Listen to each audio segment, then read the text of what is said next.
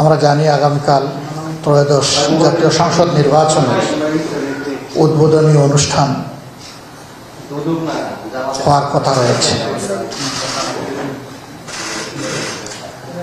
এ উপলক্ষে আজকে আমরা বিরোধী দলের সমস্ত সংসদ সদস্যরা বসেছিলাম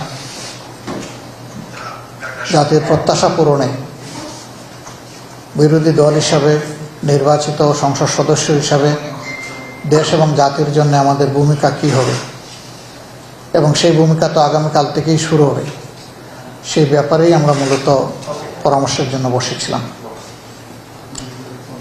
তো আমরা এই আমাদের সংসদীয়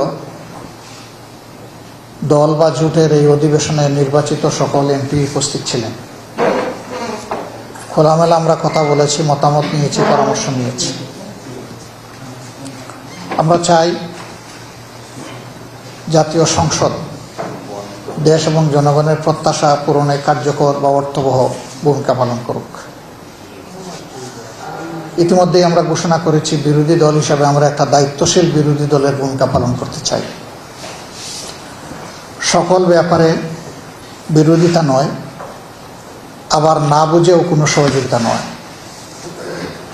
দেশ এবং জাতির কল্যাণে সরকারি দলের গৃহীত সকল সিদ্ধান্ত এবং পদক্ষেপে আমাদের সমর্থন থাকবে, সহযোগিতা থাকবে। কিন্তু দেশ এবং জাতির ক্ষতি হয় এমন কোনো সিদ্ধান্ত কিংবা পদক্ষেপ নিলে আমরা আমাদের দায়িত্ব সেভাবেই পালন করব।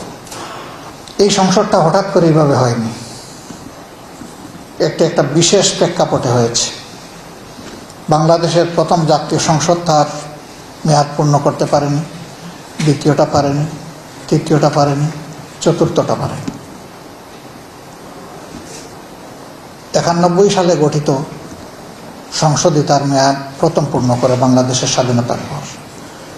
96 সালে দ্বিতীয় সুযোগ, 2001 সালে তৃতীয় সুযোগ এবং 2008 সালে যেটা হয়েছিল সেটাও পূর্ণ মেয়াদ পূর্ণ হয়েছে।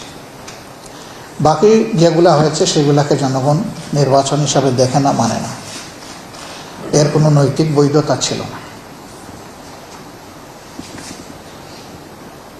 এরপরে এই নির্বাচন তো 26 হওয়ার কথা ছিল না।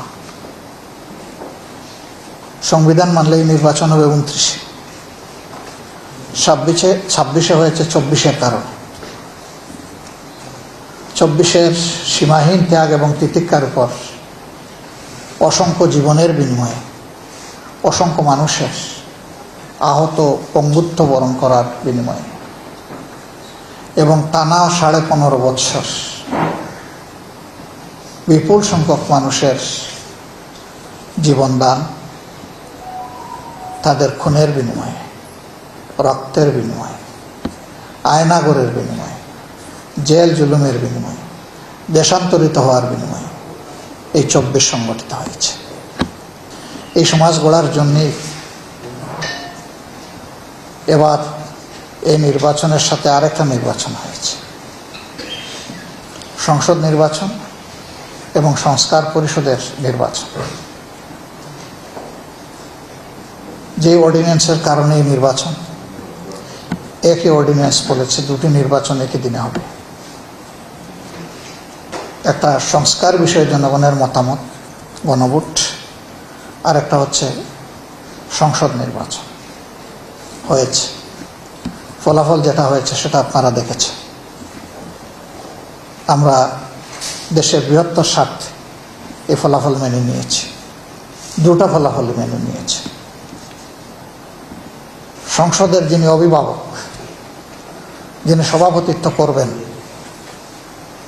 স্পিকার মহোদয় ইনসাফ করবেন, বিরোধী দলকে যথেষ্ট সুযোগ দেবেন।